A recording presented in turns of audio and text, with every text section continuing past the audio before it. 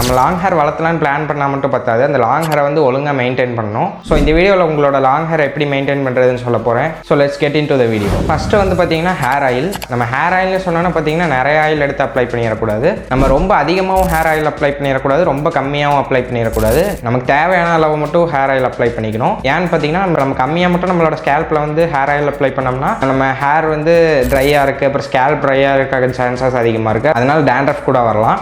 இப்போ நம்ம வந்து அதிகமாக ஆயில் அப்ளை பண்ணோம்னா நம்ம ஸ்கேல்ப்லேருந்து நேச்சுரலாகவே ஆயில் ப்ரொடியூஸ் ஆகும். அது பேர் சீபம். அது ரெண்டுமே வந்து கொலாப்ஸ் ஆயிரும். இப்போ ரொம்ப வந்து உங்களோட ஹேர் ஆயிலியாக இருக்கும். அப்புறம் அதனால் ஹேர் ஃபால், டேண்ட்ரஃப் அந்த மாதிரி ப்ராப்ளம்ஸ் வரக்கான சான்சஸ் அதிகமாக இருக்குது. அதனால் நீங்கள் வந்து டூ மச்சாகவும் ஆயில் அப்ளை பண்ணாதீங்க, ரொம்ப கம்மியாகவும் அப்ளை பண்ணாதீங்க. கரெக்டான அளவு வந்து உங்களோட ஸ்கேல்ப்புக்கு தேவையான அளவு மட்டும் ஹேர் ஆயில் அப்ளை பண்ணிக்கோங்க. வீக்லி வந்து 3 to 4 டைம்ஸ் வந்து ஹேர் ஆயில் அப்ளை பண்ணிக்கோங்க.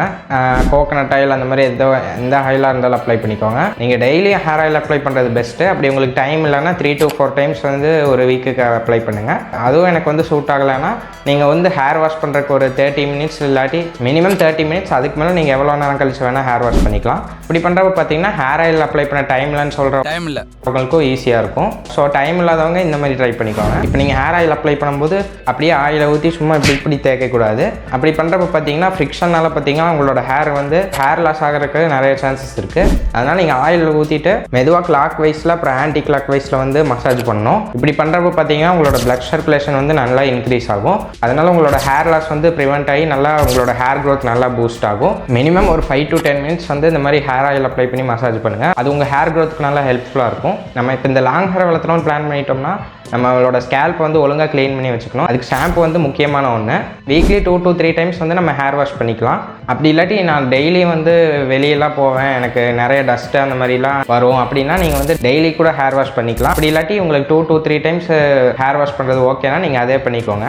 நம்ம இந்த ஷாம்பு யூஸ் பண்ணுறப்ப பார்த்தீங்கன்னா ரொம்ப ஹார்ம்ஃபுல்லான கெமிக்கல்ஸ் இருக்க ஷாம்பூஸ்லாம் அவாய்ட் பண்ணிக்கணும். அது நம்ம ஹேர் க்ரோத்தையும் பாதிக்கும். அப்புறம் ஹேர் ஃபால், டேண்ட்ரஃப் நிறைய ப்ராப்ளம்ஸ் வரும். அதனால மைல்டான ஷாம்பூஸாக யூஸ் பண்ண பாருங்க. அப்படி இல்லாட்டி எனக்கு கெமிக்கல்ஸே வேணாம், நான் ஃபுல்லாக நேச்சுரலாகவே ஹேர் வாஷ் பண்ணிக்கிறேன்னா சீக்காய் பவுடர் அந்த மாதிரி ஏதாவது பவுடர் யூஸ் பண்ணிக்கோங்க. அப்படி இல்லாட்டி நான் ஏற்கனவே நேச்சுரல் ஷாம்புன்னு ஒரு வீடியோ போட்டிருக்கேன். அந்த வீடியோவை பார்த்து நீங்கள் ஷாம்பு ப்ரிப்பேர் பண்ணிக்கோங்க நேச்சுரலாக. அதே மாதிரி ஹேர் ஆயிலுக்கு நான் சொன்ன மாதிரியே ஹேர் வாஷ் பண்ணுறப்ப ரொம்ப அப்படி ரஃபாக போட்டு இது பண்ணக்கூடாது. வாட்டரில் வந்து ஹேர் வாஷ் பண்ணுறப்ப பார்த்தீங்கன்னா நம்மளோட ஹேர் ரொம்ப தின்னாகவே இருக்கும். ரொம்ப வந்து ஹார்டாக இது பண்ணோம்னா ஹேர் வந்து ஈஸியாக பிரேக் ஆகும். அதனால நம்ம வந்து நம்ம வந்து மசாஜ் பண்ணுற மாதிரி பண்ணணும். நான் முன்னாடியே சொன்ன மாதிரி கிளாக் வைஸ், ஆன்டி கிளாக் வைஸில் வந்து நீங்கள் ஸ்கேல்பில் வந்து மசாஜ் பண்ணுங்கள். நெயில்ஸ் வச்செல்லாம் அப்படி சொல்லலாதீங்க. ரொம்ப ஸ்கேல்ப் வீக் ஆகி ஹேர் லாஸ் ஆகிறது கூட வாய்ப்பு இருக்குது. அதனால் நீங்கள் வந்து ரொம்ப ஹார்டாக இது பண்ணாமல் மைல்டாக வந்து clockwise, anticlockwise வந்து ஷாம்பு அப்ளை பண்ணி மசாஜ் பண்ணிக்கோங்க. அப்புறம் வந்து டவல் யூஸ் பண்ணி ட்ரை பண்ணுறப்பையும் வந்து ரொம்ப ஹார்டாக வந்து இப்படி துடைக்காதீங்க. பொறுமையாக டவல் வச்சு ஒத்தி எடுங்க, அதுவே போதும். ஏன்னா நம்ம முன்னாடியே சொன்ன மாதிரி நம்ம ஹேர் வெட்டாக இருக்கும்போது ரொம்ப ஹார்டாக இது பண்ணோம்னா நம்மளோட ஹேர் வந்து ஈஸியாக பிரேக் ஆகும். அதனால் நீங்கள் வந்து பொறுமையாக வந்து உங்களோட ஹேர் ட்ரை பண்ணுங்க. நெக்ஸ்ட் பார்த்தீங்கன்னா நம்ம ஹேரை கோம் பண்ணுறது தான். நீங்கள் இந்த சீப் யூஸ் பண்ணுறீங்க இல்லையா, ரொம்ப பல்லு வந்து இந்த கிட்ட இருக்கக்கூடாது. இந்த மாதிரி இந்த சீப்போட பல்லு வந்து ரொம்ப கிட்ட இருக்கக்கூடாது. இந்த மாதிரி சின்னதாக இருக்க சீப்பை வந்து நீங்கள் வச்சு கோம் பண்ணுறப்ப பார்த்தீங்கன்னா உங்களோட ஹேர் ஃபால் ஆகிறதுக்கு வந்து நிறைய சான்சஸ் இருக்குது. அதனால வந்து கோம் வந்து இந்த மாதிரி நீங்கள் வாங்கிக்கோங்க. அந்த கேப் வந்து கொஞ்சம் பெருசாக இருக்க மாதிரி.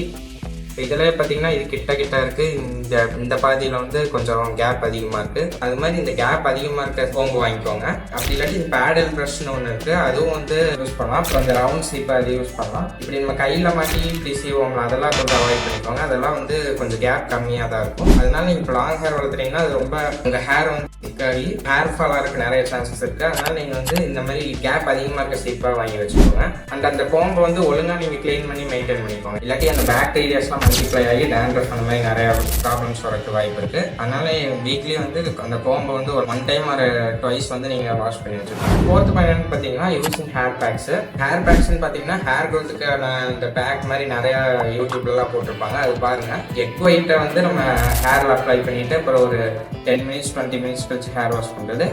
அப்புறம் ஃபெனுக்ரிக் அந்த வெந்தயம் இருக்கு இல்லையா, அதை வந்து நம்ம நைட்டே ஊற வச்சுட்டு அது பேஸ்ட் மாதிரி அரைச்சிட்டு அதை ஹேரில் அப்ளை பண்ணி வாஷ் பண்ணுறது. இது பண்ணுறப்ப நீங்கள் வந்து உங்களுக்கு ஹேர் க்ரோத் நல்லாயிருக்கும்.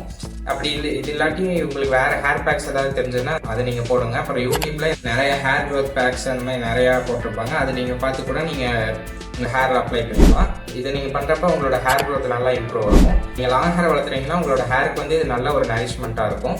இது வந்து பார்த்தீங்கன்னா நீங்கள் வீக்லி ஒன்ஸு அப்படி இல்லாட்டி மந்த்லி ட்வைஸ் ஆர் த்ரைஸ் வந்து இந்த ஹேர் பேக்ஸ் போடுங்க. இதனால பார்த்தீங்கன்னா உங்களோட ஹேர் வந்து நல்லா மெயின்டைன் பண்ணலாம். நெக்ஸ்ட் பார்த்தீங்கன்னா நீங்கள் லாங் ஹேர் வளர்த்துறீங்கன்னா எக்ஸ்ட்ரா ஹேர்ஸ் அன்வான்ட் ஹேர்ஸ்லாம் இருக்கும். இந்த சைடில் காதுக்கு மேலே அது மாதிரி அன்வான்டான ஹேர்ஸ்லாம் இருக்கும். சில அன்க்ரோன் ஹேர்ஸு அந்த மாதிரிலாம் இருக்கும். அதெல்லாம் நீங்கள் வந்து ப்ராப்பராக வந்து ட்ரிம் பண்ணி வச்சுக்கணும்.